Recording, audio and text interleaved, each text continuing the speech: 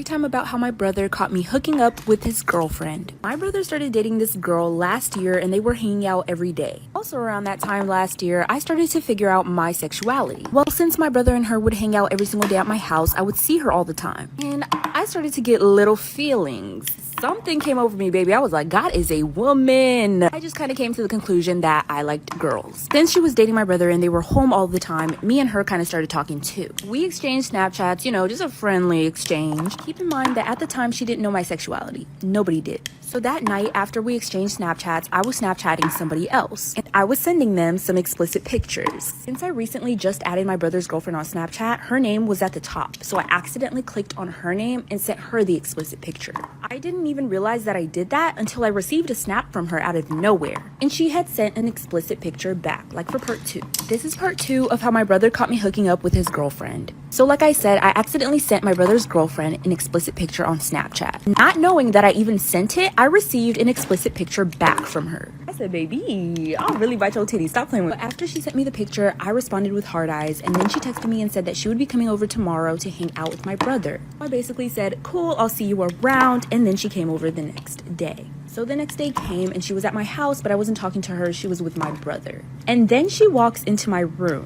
I was like, hey, where's Rob? We'll just call the brother that. She said she sent him to the store to get some snacks. I asked if she wanted to come chill on my bed. She agreed. Right off the bat, we started, we getting it bonking, having a good time. That's when the door swings open and there my brother is standing at my doorway. Like for part 3.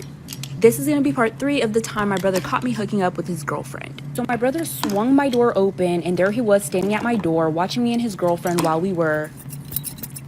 Immediately, he was just like, oh really? You're both fucking gross. That's when he turned around and left. Later on, we had to have like a family talk about this and I had to come out about my sexuality to my parents and it was really embarrassing. My parents were super accepting of me coming out, but my brother wasn't as accepting, and I'm thinking it's mostly because of the fact that he had to find out the way that he did. Because it wasn't my sexuality itself that bothered him, it was how he found out. Later on, he told me that he walked into my room because he heard us laughing in there and he wanted to ask her what exactly she wanted from the store. He was gonna ask her if she just wanted to come with, but that's what he walked in on. So my brother went ahead and broke up with his girlfriend. That's when me and her started dating, and we've been dating for about 2 years now. Story time about the bestiality children next door. If you don't know what bestiality is, hold on. So I was living in this neighborhood for 5 years. Throughout those 5 years, not one time did my family go and talk to the other neighbors. Why didn't we talk to the other neighbors? Because it's not like we were trying to make friends or anything. We didn't care for them. Well, one day, the neighbors' kids were playing outside while I was playing outside. My mom urged me to go over there and play with the other kids, even though I didn't really want to. So there was a little boy and a little girl. I went over there and I asked if I could pet their dog because they were playing with their dog. They said yes, and the dog started playing with me and started licking my face. Yeah, keep that in mind. Then we started talking about the bus because we ride the same bus. We have the same bus stop. After playing with them for a while, they invited me inside. I asked my mom if I could go. She said yes. So the little boy ran into his room and then the little girl invited me to her room. So to pass time, I asked her what she does for fun. She said she plays with her brother. And then she asked if I liked animals. Obviously, I said yes, and so she asked to show me a trick. That's when she brings the dog into the room and proceeds to pull down her pants, like for part 2. This is part 2 of the bestiality children next door. Like I said, she brings her dog into the room and pulls down her pants. Totally forgot a very crucial piece of information. I was in 5th grade at the time. That's why I did what I did in these next events. She pulls down her pants and lets the dog go at it. The same dog that licked my face previously. The dog went for it. He knew what to do. The only words that I could form was ew.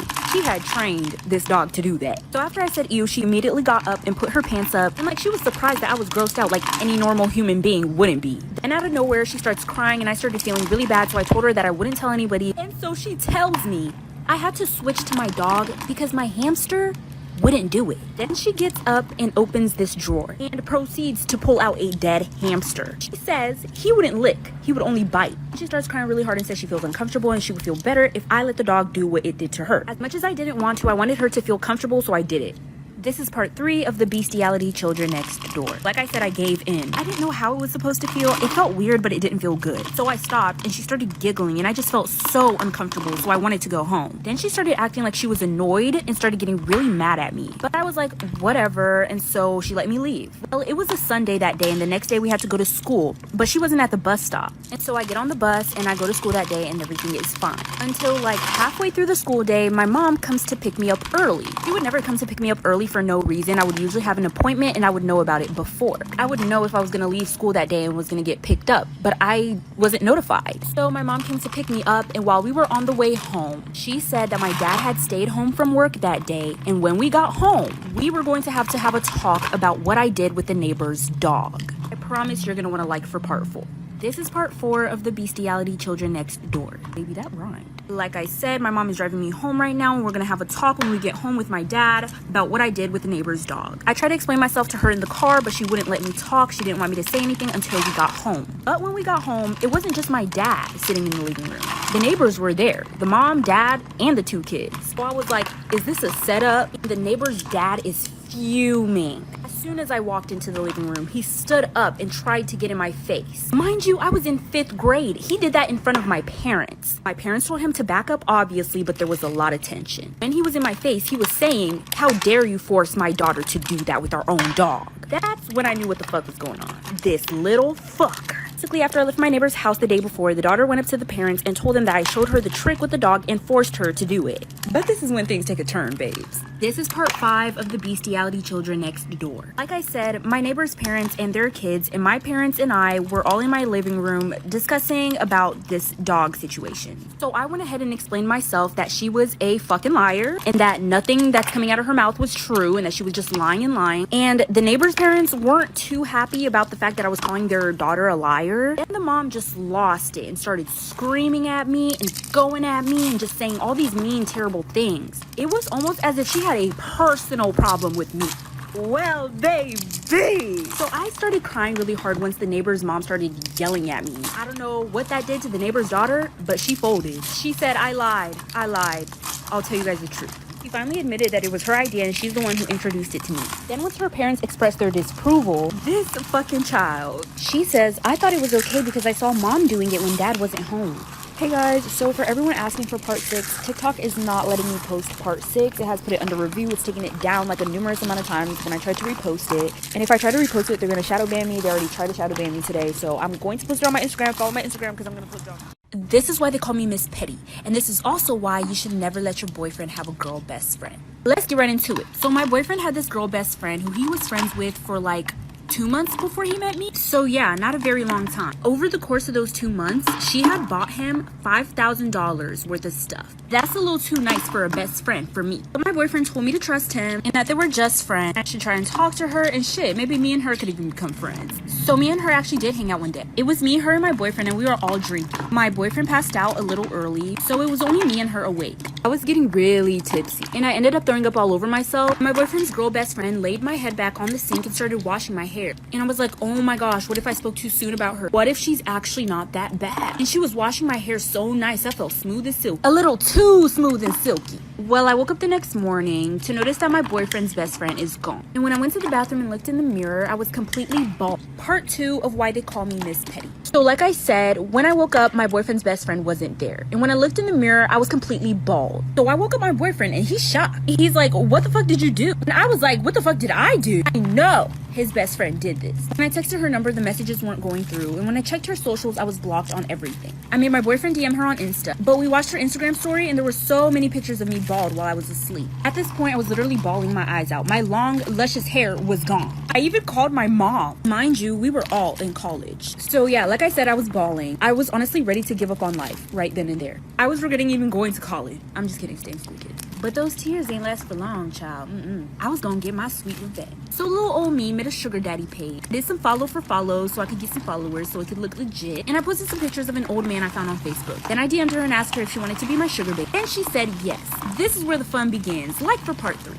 This is part 3 of why they call me Miss Petty. So I made a fake sugar daddy page and DM'd my boyfriend's girl best friend and asked her if she wanted to be my sugar baby. And she said yes. You want to know why she said yes? Well. That $5,000 worth of stuff she bought for my boyfriend came in handy. A week had passed since she posted all those pictures of me bald while sleeping. Oh, by the way, she saw Nair in the bathroom and used that to wash my hair. Well, a week passed and over that week, I sold all the stuff she bought for my boyfriend. I actually ended up getting like $6K back. So basically, I told her I would pay her $1,000 a week in exchange for some sexy pics. And I sent her $700 right there, so she thought it wasn't fake. Bitch didn't even know she was getting her own money back. So I sent her $1,000 a week for 5 weeks in exchange for pictures. Well, once all the money ran out, it was time for revenge. I gathered up all the pictures that she sent me, made a fake page pretending to be her, and sent the pictures to her parents, her job, the school, and to multiple girls' boyfriends on Instagram with the text, break up with your girlfriend cause I'm bored, but shh, don't tell anyone. Like for part 4. This is part 4 of why they call me Miss Petty. So after I catfished my boyfriend's girl best friend and posted her nudes everywhere and sent them to a lot of girls' boyfriends, obviously she was getting so much backlash and everybody was posting about it and everybody was coming at her. So many people wanted to beat her ass. It was hilarious. She kept trying to say, no, it's not me behind the fake page, but nobody believed her. She had to go completely ghost on social media. Little did everybody know I was the mastermind behind the whole thing. She didn't show up to school for like a week or so, but then the day that she came back, I'm not exactly sure why she came back, but she got jumped by 5 girls. But not only did she get jumped, they threw her in the trash can. I almost felt bad until I remembered how long and luscious my hair used to be. Let this be a reminder to everybody to just stay in your lane. Eventually, she dropped out of that college, and I'm guessing she went to some other college, but everybody hated her there, so she had to move. Damn, karma really is a bitch.